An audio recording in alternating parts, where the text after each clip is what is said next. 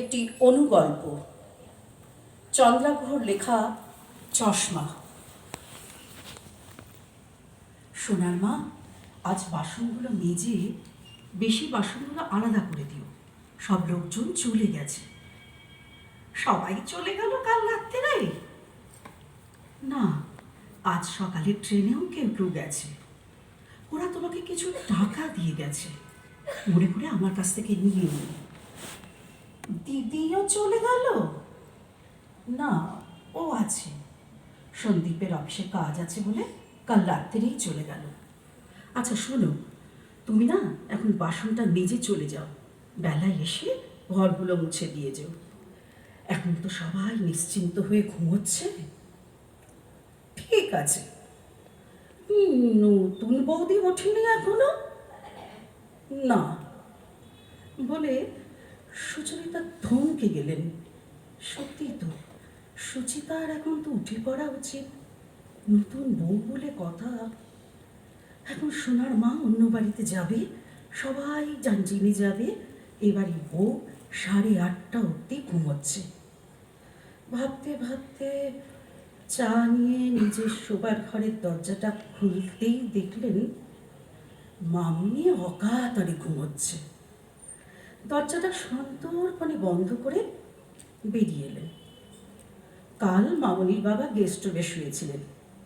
সুচরিতা চা নিয়ে গেস্ট রুমে এলেন। অজিত জেগেই ছিলেন। সুচরিতাকে দেখে খুশি হয়ে উঠে বসলেন। কি ব্যাপার, আকাশে মেঘ কেন? তোমার না সব কিছুতেই আর কি। মেঘ কোথায় দেখলে? এতদিনের অভিজ্ঞতা, বই নিয়ে থাকি বলে চেহারা করতে পারবো না। তুমি এরকম একটা লোককে পছন্দ করেছিলে নাকি? আমার কথা ছাড়ো, নিজেরা পছন্দ করে বিয়ে করেছিলাম আমরা, কিন্তু হায়া লজ্জা বলে আমাদের কিছু তো ছিল। ভয় ছিল, বড়দের মান্য করার শিক্ষা ছিল। ও তাহলে এই ব্যাপারটা কিছু না। সোনার মা বাসন মাজতে এসে দেখে গেল বউ এখনো দরজা বন্ধ করে ঘুমোচ্ছে। এবার সারা পাড়া উঠবে, সবাই বলবে। সে কি যে বলবো আর করবো ভগবান জানেন। সীতাকে কেন বাল্মীকির আশ্রমে ছেড়ে এসেছিলেন লক্ষণ তা জানো?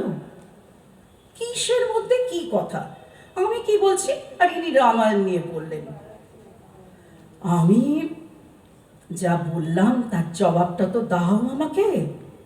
ইয়েস, সুচিতা ঘুম থেকে ওঠেনি, সেটা তোমার একটা সমস্যা, আর লোকে কি বলবে সেটা আর একটা।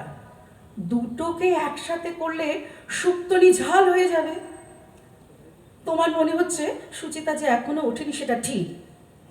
আমি একবারও তোমাকে তা বলেছি, তবে সেই ভুলটাও তুমি ঠিক করে নিতে পারো। ভুল করলো সুচিতা আর ঠিক করব আমি? তোমার যত রাজ্যের আজগুবি কথা। আচ্ছা একটা কথা বলো, মামনি উঠেছে? মামনি না, সন্দীপ কালই যাবার সময় বলে গেছে ওকে ভালো করে রেস্ট নিতে। শ্বশুর শাশুড়ি নিয়ে সংসার, অফিস থেকে এসে বসবার সময়টুকুও পায় না বেচারা। এই কথাটাই তোমায় বোঝাতে চাইছি। তোমার চশমাটা বদলে নাও। আমার চশমা? পাগলের মতো কি যে বলছো কে জানে। আমি আবার কোন কালে চশমা পরি? যে চশমাটা না পরলে তুমি মা, আর পরলে শাশুড়ি। আসলে দেখবে চশমার কাজটা বাইরেটাকে খোলা করে দেয়। যা দেখছো তার মধ্যে অন্য একটা নজরদারি ঢুকে পড়ে। কিন্তু কোনো কিন্তু নয়। আমি এক সুন্দর মানুষকে আমার বাড়ি নিয়ে এসেছিলাম। সে আমার স্ত্রী, আমার ছেলে মেয়ের মা। এই নিয়েই তো আমার সুন্দর সংসার। তার মধ্যে আবার শাশুড়ি কেন? সুচরিতা মুচকি হেসে ফেললেন। চশমাটা খুলবার চেষ্টা তাকেই করতে হবে। নমস্কার।